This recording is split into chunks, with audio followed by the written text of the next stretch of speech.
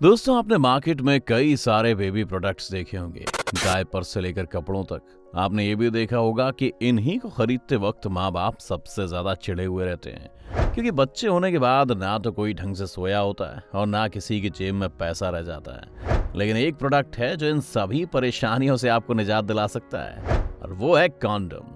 Condom ने काफी लोगों को अनवांटेड प्रेगनेंसी से लेकर एसटीडी से बचाया है और आगे भी ये काम जारी रखेगा।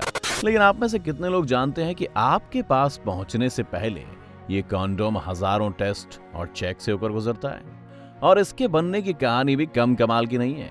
तो कैसे बनता है फैक्ट्री में कॉन्डोम, जानेंगे हम आज की इस वीडियो में। तो अंत तक बने रहिएगा हमारे साथ। लेकिन वीडियो शुरू होने से पहले अगर आप चैनल पर नए हैं या आपने अभी तक चैनल को सब्सक्राइब नहीं किया है, तो चैनल को सब्सक्राइब करना और बेल आइकन दबाना ना भूलें। कॉन्डम्स बनाने की शुरुआत होती है लेटेक्स से, जिसे पेड़ों को स्लाइस करके निकाला जाता है और फिर ट्रक्स में भरकर ये फैक्ट्री तक पहुंचता है। फैक्ट्री के अंदर जाने से पहले एक कर्मचारी इन लेटेक्स का एक सैंपल लेता है और उसकी क्वालिटी को परखता है। सब सही हो जाने पर इसे अंदर भेजा जाता है। अंदर फैक्ट्री में ग्लास से बने इन रोटेटिंग फॉर्मर्स को अच्छी तरह से पानी से धोया जाता है और फिर डिसइंफेक्ट किया जाता है। इसके बाद जब ये सूख जाते हैं तो इन्हें डिपिंग प्रोसेस के लिए रवाना कर दिया जाता है, जिसमें लेटेक्स के बिन्स में इन्हें डुबाया जाता है। डुबाते हुए ये ध्यान रखा जाता है कि इन्हें धीरे से ही डुबाया जाता है, ताकि एक पतली और यूनिफॉर्म लेटेक्स की लेयर इन फॉर्मर्स पर चढ़ जाए। इसे फर्स्ट डिपिंग प्रोसेस कहते हैं, जिसके बाद इन रोटेटिंग ग्लास फॉर्मर्स को ड्राइंग और क्यूरिंग ओवन्स के बीच से पास कराया जाता है, ताकि लेटेक्स की लेयर सूख जाए। जैसे ही लेटेक्स की लेयर सूख जाती है, इन्हें एक बार फिर लेटेक्स बिन में डुबाया जाता है, ताकि इनकी थिकनेस परफेक्ट हो। निकलने के बाद इन्हें फिर से सुखा लिया जाता है। और इस प्लांट की सबसे मजेदार बात यह है कि यहाँ पर पूरी मैन्युफैक्चरिंग के दौरान एक बार भी इन कॉन्डोम्स को कोई इंसान टच नहीं करता।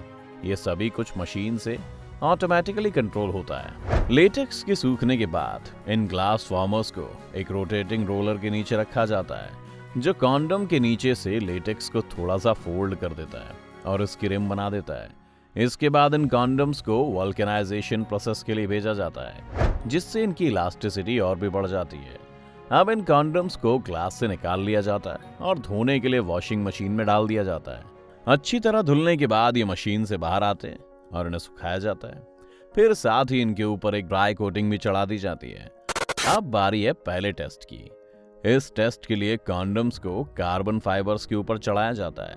इनके बारे में खास बात यह है कि इनके अंदर इलेक्ट्रोड्स लगे हैं और मशीन में बाहर भी इलेक्ट्रोड्स हैं।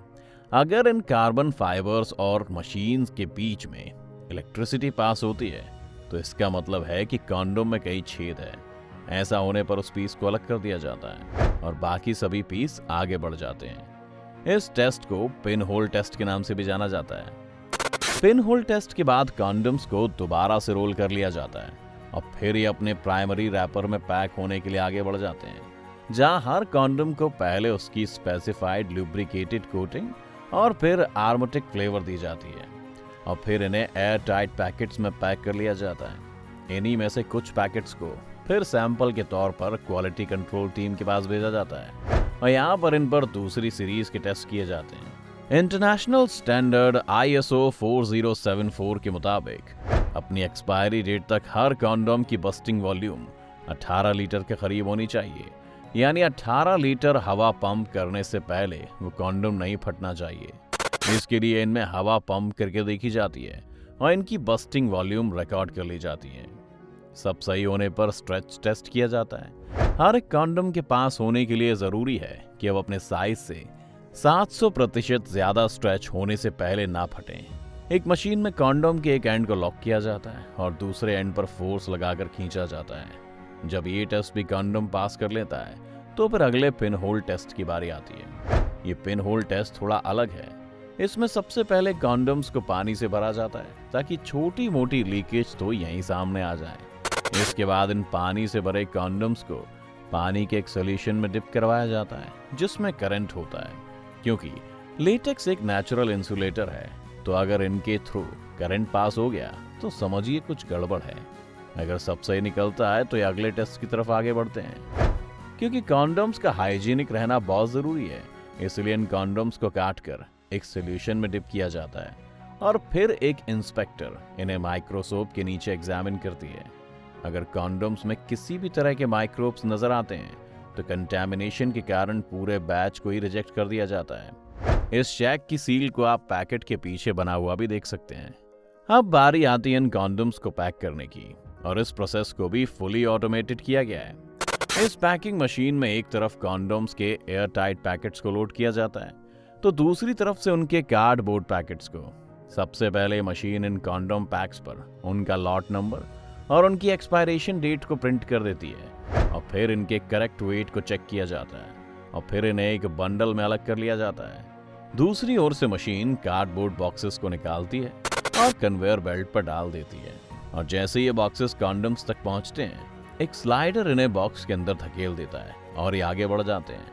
यहाँ पर इन बॉक्सेस को बंद करने के बाद एक वर्कर बड़े कार्डबोर्ड बॉक्सेस शिपिंग के लिए भर देती है, और अब ये दुनिया भर में लोगों तक पहुंचा दिए जाते हैं। क्या आपको पता है कि पहले कॉन्डोम्स में किसी तरह के क्वालिटी चेक्स नहीं होते थे और कंपनी हिसाब से उन्हें जैसे मर्जी बना सकती थी, लेकिन इसके बाद उन्हें एक मेडिकल डिवाइस के रूप में कैटेगराइज कर दिया गया, और तभी से ये सब स्टैंडर्ड सेट हो गए जिनकी बात हमने वीडियो में पहले की। पर किसने सोचा था कि इतनी छोटी चीज बनाने में फैक्ट्री में इतनी मेहनत और इतना वक्त लगता होगा। क्या आप और भी किसी प्रोडक्ट की मैन्युफैक्चरिंग प्रोसेस चैनल पर देखना चाहते हैं? हमें कमेंट करके जरूर बताएं। उम्मीद है कि ये वीडियो देखकर आपको काफी कुछ जानने को मिला होगा। अगर आपको ये वीडियो पसंद आया हो तो वीडियो को लाइक करें, और अगर आप चैनल पर नए हैं या आपने अभी तक चैनल को सब्सक्राइब नहीं किया है तो चैनल को सब्सक्राइब करना और बेल आइकन दबाना ना भूलें।